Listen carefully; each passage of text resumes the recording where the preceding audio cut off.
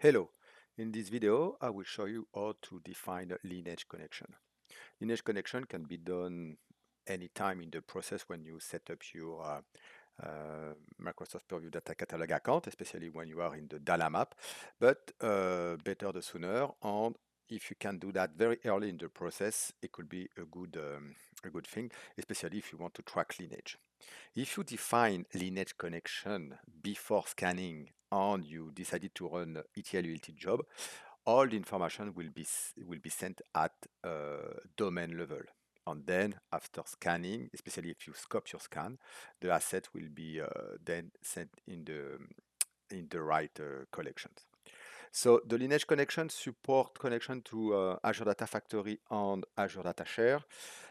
Today we have a hard limitation of Azure Data Factory accounts, so you can up to 10 Azure Data Factory account. And when you will define the connection, actually manage identity, for instance, Azure Data Factory manage identity will be added as a data curator at your domain level. But let let's see that in action. So here I am in my Purview Data Catalog Governance portal, and you have to go in the data map. Then in the data map, by default, you will land in your domains, and this is the domains and the collections we defined previously in another video. But here we need to go in source management. Okay, so data map, source management. Then here you need to go in lineage connections. In lineage connection, you can decide to add data factory or data share, but for this video we will add a data factory. So just click on new. You have to pick your subscription on your data factory account, and then click OK.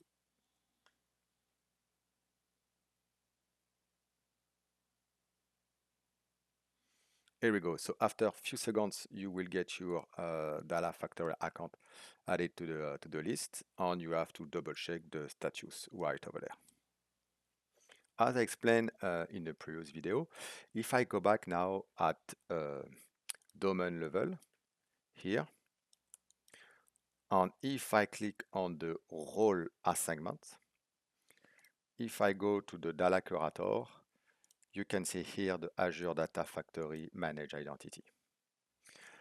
That by default, it will be inherited to all sub-collections. So for instance, if I go on Concert Sensible, if I go on Role Management, and here in the Data Curator, I will see for the Concert Sensible, the Azure Data Factory Managed Identity. So now be careful, if I decided to restrict the permission and shut down the inheritance, if I go back here in the Data Curator, have a look. The Azure Data Factory Managed Identity disappears. So of course, I need to go here and add it manually if I want to be sure the lineage won't break, especially if I have a scan scope to this collection. So now, as the lineage connection is set up, what we can do, we can go back here to Data Catalog. Let me show you something.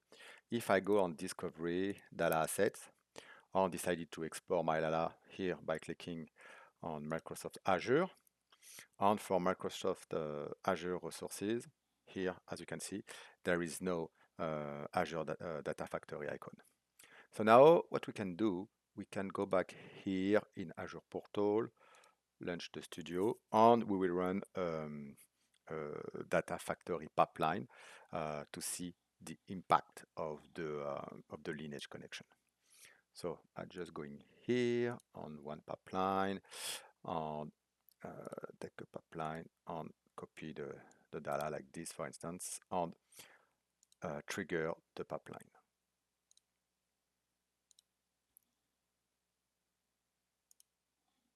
So after your pipeline is executed, so you can check the execution state on the monitor part here in Azure Data Factory. And here you can see my pipelines executed with a success. What you can do, you can click on one of the pipeline name, and you can also check here the lineage status. So just by clicking here, you can see that the lineage status details is a success. It's a success. So if I switch back to Microsoft Purview Data Catalog, and now go on Data Catalog side, on Discovery, here, on, for instance, Data Assets. If I click here, of course you can search, but you can also explore your data. And if I decided to explore, so now I can see, yes, the Azure Data Factory icon is there. So if I click there, I can see my Azure Data Factory account. And if I click on it, I can see my two pipelines. Actually, I executed one pipeline, but I've got an activity to call a sub pipeline. So this is what happened.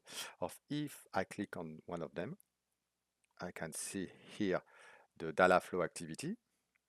And if I click here, I can see information and the lineage information here.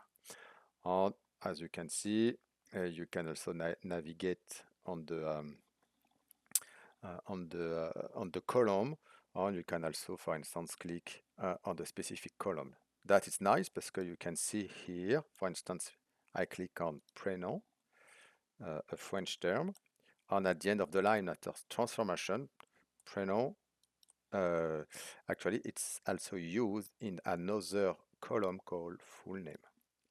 And what is cool, you can so review this lineage. I'm sorry for that. And you can also switch to asset if you want to explore this asset directly from the lineage. So now I change my point of view, and I am at Azure SQL table, and I can see another point of view of the lineage. Actually, the point of view is like I am at the table side and look on the left. Why I switch to this asset? Because now for this Azure SQL table, if I go on overview, just to show you something, if I click here, you can see that the collection path where the asset is stored in the data catalog, it's at domain level. Because until now, I perform no scan.